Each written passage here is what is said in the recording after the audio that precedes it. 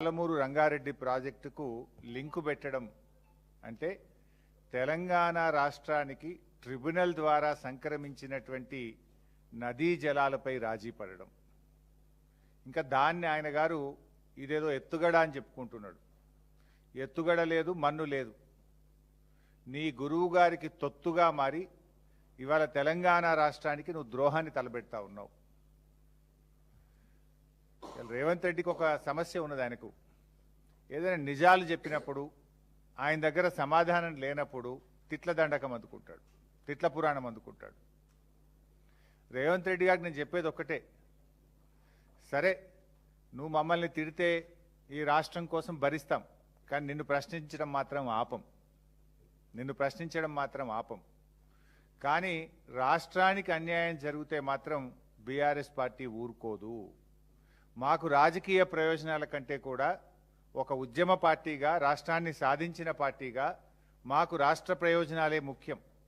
ఒకవేళ ఈ రాష్ట్రానికి దెబ్బ తగులుతుందంటే, రాష్ట్రానికి నష్టం జరుగుతుందంటే ముందుండి పోరాడే పార్టీయే బీఆర్ఎస్ పార్టీ. ఇవాళ అందుకే ఈ ప్రధానమైనటువంటి అంశంలో కూడా బీఆర్ఎస్ పార్టీగా, ఒక బాధ్యత కలిగిన ఉద్యమ పార్టీగా, రాష్ట్రాన్ని సాధించినటువంటి పార్టీగా ఈ అంశాన్ని ఇవాళ ప్రజల ముందు పెడతా ఉన్నాం. ప్రభుత్వం మీద నిద్రలేపేటువంటి ప్రయత్నం చేస్తూ ఉన్నాం.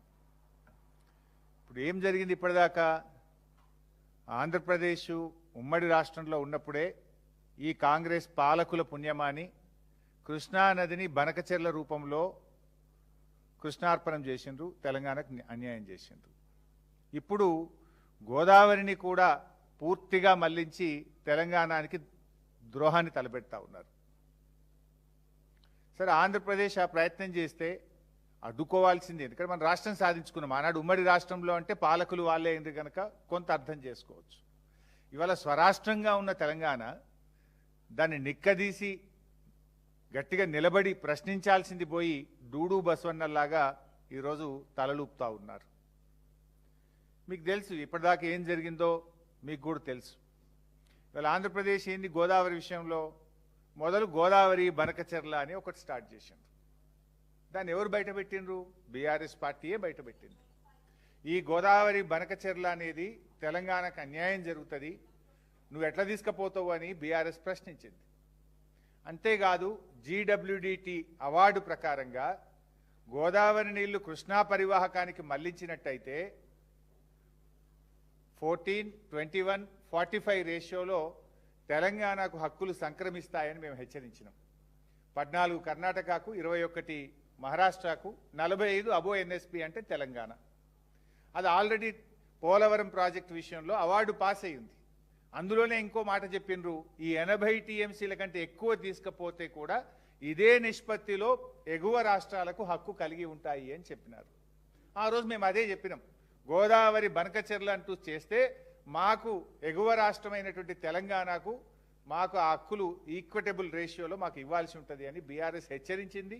ఈ రాష్ట్ర ప్రభుత్వాన్ని నిద్రలేపినాం. సరే, వీళ్ళు ఏదో పోయి కోర్టుల కేసు వేసిండ్రు, అది రిట్ వేస్తే డిస్మిస్ చేసుకున్నారు, మళ్ళీ సూట్ వేసిండ్రు, ఆ సూట్ ఇంతవరకు రానేలే. అది వీళ్ళ నిజాయితీ. సో ఎప్పుడైతే బీఆర్ఎస్ ఇది లేపిందో దాన్ని మళ్ళీ వాళ్ళు ఏం చేసిండ్రు? రెండవ ప్రయత్నము, లేలే బనకచెర్ల కాదు, ఇప్పుడు నల్లమల్ల సాగరు అని కొత్త కథ పెట్టారు. ఎందుకంటే కృష్ణలో కలిస్తే ట్రిబ్యునల్ అవార్డు ఉంది కదా, కృష్ణాలో కలవకుండా ఒక ఫేజ్ తగ్గించి గోదావరి నల్లమల్ల సాగరు అని రెండవ ప్రయత్నాన్ని వాళ్ళు చేపట్టినారు. అప్పుడు బీఆర్ఎస్ మళ్ళీ పోరాడింది. మేము ప్రజెంటేషన్ ఇచ్చాము ఇక్కడనే. అసలు గోదావరిలో సర్ప్లస్ వాటరే లేదు. భారతదేశంలో సర్ప్లస్ వాటర్ మీద డిపిఆర్లు కన్సిడర్ చేయబడవు. ఈ దేశ చరిత్రలో సర్ప్లస్ వాటర్ మీద సెంట్రల్ వాటర్ కమిషన్ ఏ ప్రాజెక్టుకు కూడా అనుమతి ఇవ్వలేదు. అండ్ గతంలో ఎన్డబ్ల్యూడిటి సమావేశాల్లో సర్ప్లస్ వాటర్ లేనే లేదు గోదావరిలో అని స్పష్టంగా కేంద్రం చెప్పిన విషయాన్ని బీఆర్ఎస్ బయటపెట్టింది. దాంతో ఏం చేసిండ్రు ఈరోజు చంద్రబాబు గారు? ఈ రెండు ప్రయత్నాలు కూడా ఫెయిల్ అయిపోయినాయి. దాంతో ఇప్పుడు ఏం చేసిందంటే కొత్తగా ఇప్పుడు థర్డ్ ప్లాన్, మూడవ ప్లాన్ను ఈరోజు ఆంధ్రప్రదేశ్ తెర మీదకి తెచ్చింది. ఆ మూడవ ప్లానే Godavari Kaveri link, interlinking of rivers పేరిట గోదావరి కావేరీ అనుసంధానము అనేటువంటి ఒక మూడో విషయాన్ని ఇలా ఆంధ్రప్రదేశ్ మూడవ ప్రయత్నాన్ని చేస్తూ ఉంది. అయితే ఇక్కడ విషయం ఏంది, గతంలో ఈ గోదావరి కావేరికి సంబంధించి ఇది కొత్తగా ఎన్డీఏ ప్రభుత్వం అధికారంలోకి వచ్చిన 2014 నుంచి ఈ అంశం తెర మీదకి వచ్చింది. 2014 నుంచి 23 వరకు బీఆర్ఎస్ పార్టీ అధికారంలో ఉంది. ఆ రోజు మేము అనేక సమావేశాలకు వెళ్ళినప్పుడు ఎప్పుడు మేము ఏం చెప్పేవాళ్ళము, ఇంటర్లింకింగ్ ఆఫ్ రివర్స్ ఓకే, ముందు మా రాష్ట్ర అవసరాలు తీరిన తర్వాత ట్రిబ్యునల్ మాకు కేటాయించిన 968 టీఎంసీల ప్రాజెక్టుల టీఏసీ క్లియర్ అయిన తర్వాతనే ఇంటర్లింకింగ్ ఆఫ్ రివర్స్ మాట్లాడండి. ఆ తర్వాత కూడా ఇంటర్లింకింగ్ ఆఫ్ రివర్స్లో 50% నీళ్లు తెలంగాణకు ఇవ్వాలి అని చెప్పేవాళ్ళు. మూడవది, ఆ ఇంటర్లింకింగ్ ఆఫ్ రివర్స్ తెలంగాణలోని ఇచ్చంపల్లి ప్రాజెక్టు లేదా సమ్మక్క బ్యారేజ్ నుంచి ఆ నీటిని వినియోగించి ఎన్ఎస్పీకి కలపాలని అనేక సమావేశాల్లో బీఆర్ఎస్ ప్రభుత్వం పోరాడుతూ వచ్చింది. ఇప్పుడేం జరుగుతుంది, ఇక తెలంగాణ నుంచి తీసుకుపోవడం లేదు. ఇక Polavaram to Nallamalla Sagar to grand anicut Kaveri తీసుకుపోతాం అంటే మొత్తం తెలంగాణ రాష్ట్రాన్నే ఎలిమినేట్ చేసేటువంటి కుట్ర మూడవ ప్రయత్నం ఇప్పుడు ఆంధ్రప్రదేశ్ తెర మీదకి తెచ్చింది.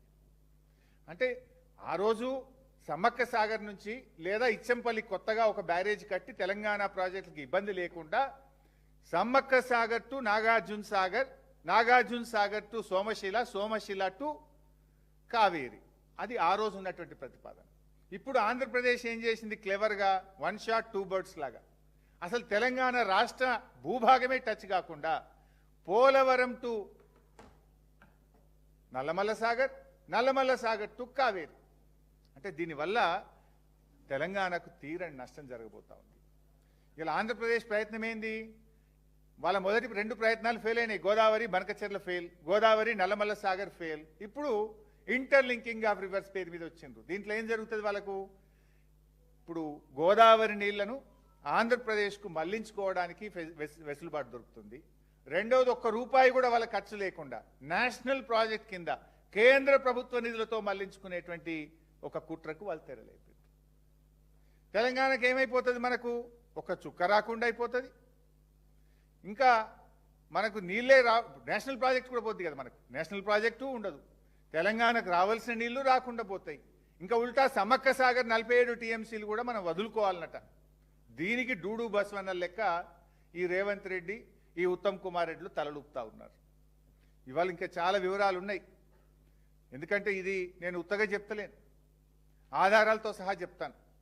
ఇప్పుడు గతంలో నేను ఇందాక చెప్పిన ఇంటర్లింకింగ్ ఆఫ్ రివర్స్లో మేము ఏం చేసినాం, ఈ ప్రతిపాదన తెర మీదకి వచ్చినప్పుడు మేము ఏం చేసినాం, రాష్ట్రం ఏర్పడ్డ తొలినాళ్లలో ఇది minutes of the meeting 6 January